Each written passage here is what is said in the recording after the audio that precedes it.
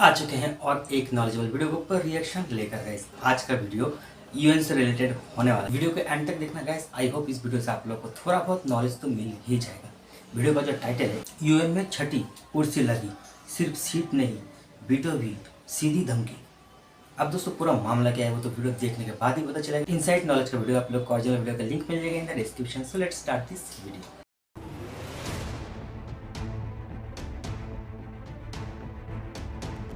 दोस्तों, United nation security council के अंदर प्रधानमंत्री नरेंद्र मोदी का भाषण और भारत के वीटो पावर को लेकर चर्चा एक बार फिर से गर्म हो चुकी है। भारत के लिए दशकों से रहा सपना यूनाइटेड नेशन सिक्योरिटी काउंसिल का परमानेंट मेंबर बनना और वीटो पावर प्राप्त करना, अब ये उपलब्धि प्राप्त करने से भारत एक कदम दूर दिखाई दे रहा है। भारत लंबे समय से ये मानता है कि उसे संयुक्त राष्ट्र सुरक्षा परिषद में एक स्थायी सीट मिलनी चाहिए। एक उभरती हुई महाशक्ति होने के नाते भारत को लगता है कि उसे विश्व राजनीति में उचित प्रतिनिधित्व नहीं मिला है। कई विदेशी नेता और अंतर्राष्ट्रीय संगठनों ने भी भारत की स्थायी सदस्यता का समर्थन किया है। हाल ही में तुर्की, जिसके भारत से संबंध अच्छे नहीं हो, या फिर मलेशिया, जिसके पाकिस्तान से संबंध अच्छे हैं, इन देशों ने भी भारत की परमानेंट सीट की वकालत की है। इसके अलावा सिंगापुर ने तो यह तक कह दिया कि यूनाइटेड किंगडम को हटाकर भारत को स्थायी सदस्यता दे देनी चाहिए। वहीं हाल फिलहाल में अमेरिका हो, फ्रांस हो, यूके हो या फिर रूस, सब ने एक और से भारत की परमानेंट सदस्यता की वकालत की है। लेकिन भारत के सामने अभी भी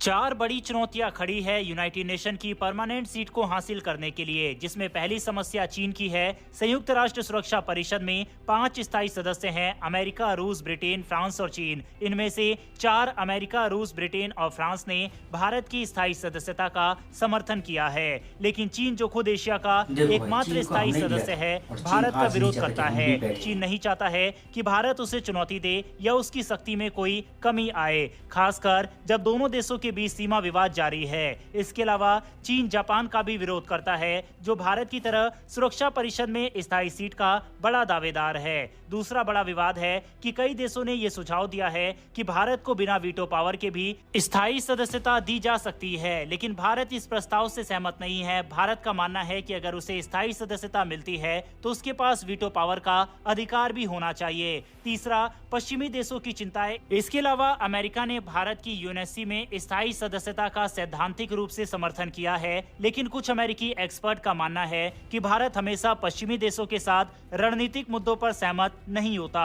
उदाहरण के लिए, रूस यूक्रेन युद्ध के दौरान भारत ने रूस के खिलाफ मतदान करने से परहेज किया था। इस तरह के मुद्दों पर भारत की स्वतंत्र नीति को लेकर पश्चिमी देशों में संदेह है कि क्या भारत हमेशा उनकी प्राथमिकताओं के साथ खड़ा होगा या फिर नहीं। वहीं भारत को अपने ही क्षेत्र से भी चुनौतियों का सामना करना पड़ता है। दक्षिण एशिया में भारत का प्रभाव है, लेकिन ये पूर्ण रूप से नहीं है। पाकिस्तान के साथ तो भारत का विवाद लंबे समय से चल रहा है, लेकिन नेपाल, बांग्लादेश, श्रीलंका और मालदीव जैसे देशों के साथ भी संबंध हमेशा आसान नहीं रहे हैं। अब ये 4 कारण हैं जो भारत की परमानेंट सीट के बीच में कांटे की तरह है, लेकिन अब भारत इसका भी इलाज ढूंढने में लगा हुआ है। भारत की तरफ से यूनाइटेड नेशन को साफ ये चेतावनी दी गई है कि अगर यूनाइटेड नेशन के अंदर बदलाव नहीं किए जाते और परमानेंट देश की संख्या को बढ़ाया नहीं जाता तो यूनाइटेड नेशन अपना अस्तित्व खो देगा। इसके अलावा भारत ने एक और बड़ा कदम ये उठाया था कि जो भारत यूनाइटेड नेशन को फंड वगैरह देता है, उसमें भारत ने काफी भारी कटौती की थी। इसके अलावा यूनाइटेड नेशन के अंदर भारत की सेना भी काफी बढ़ चढ़ कर हिस्सा लेती है और यूनाइटेड नेशन के अंदर सबसे बड़ी सेना में भी भारत की सेना शामिल है। ऐसे में भारत धीरे धीरे अपनी हिस्सेदारी को यूएन से कम कर सकता है, जो कि भारत ऑलरेडी करना स्टार्ट कर चुका है। इसके अलावा एक और विकल्प भारत के पास यह है कि भारत खुद का एक ऐसा संगठन बनाए जो कि यूनाइटेड नेशन के सामने खड़ा हो सके, और ऐसा एक संगठन ब्रिक्स दिखाई दे रहा है। देखा जाए तो इस समय ब्रिक्स संगठन के सामने दुनिया का कोई संगठन आसपास भी नहीं दिखाई देता, फिर चाहे वह G7 ही क्यों ना हो। बस नेटो एक संगठन है जो कि ब्रिक्स को टक्कर देता है, लेकिन अब धीरे धीरे नेटो देश भी ब्रिक्स में शामिल होने की अर्जी लगाने लगे हैं, जिसमें ताजा मामला तुर्की का है। इसके अलावा भी कई ऐसे अन्य देश हैं जो कि नेटो की विचारधारा से सहमत नहीं हैं, लेकिन नेटो के मेंबर हैं, और वह देश भी धीरे धीरे करके